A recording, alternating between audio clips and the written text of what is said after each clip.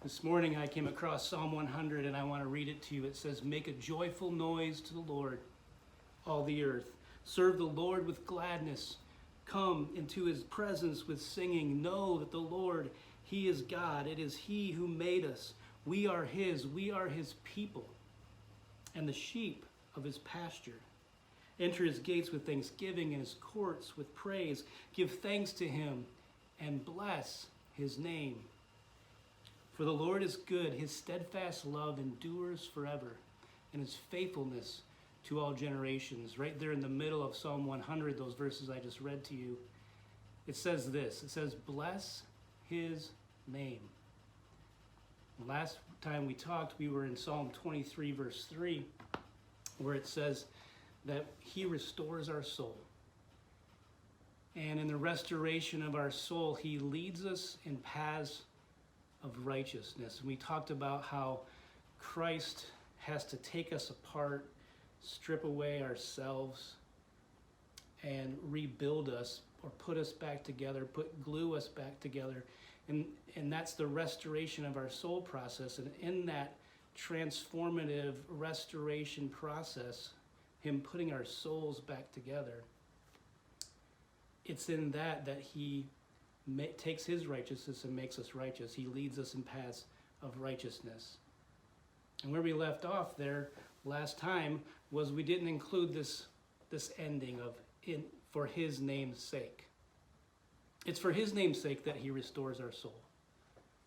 It's for his name's sake that he transforms us to be more like his son, Jesus Christ, so that we can operate in righteousness in him and through him because of his righteousness in us.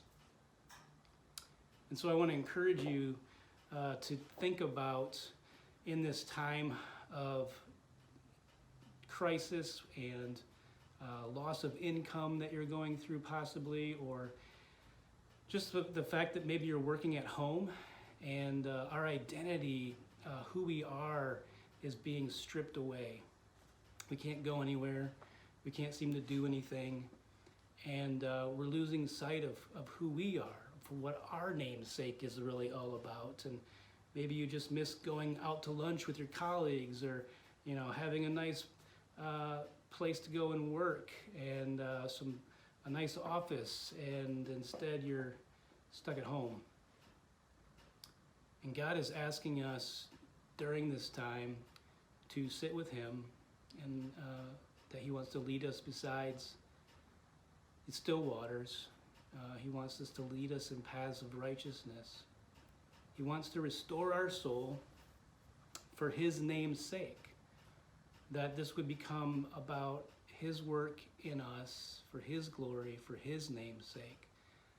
And if that's multiplied over every believer in our nation, in our community, in our church, imagine what his name would be known as.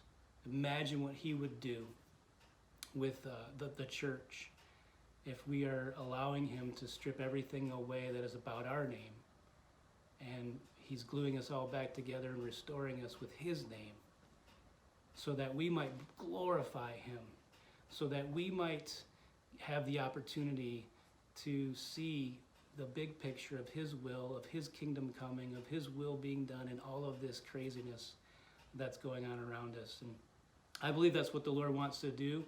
I believe that's what the Lord wants to do in you today, that you would today make it a point to be led in his paths of righteousness, and that you're being righteous in Christ and living that out in your home, at your workplace, wherever it is that you are able to go, and whatever it is you're able to do, that you would do that for his name's sake, for his glory, and not for your own.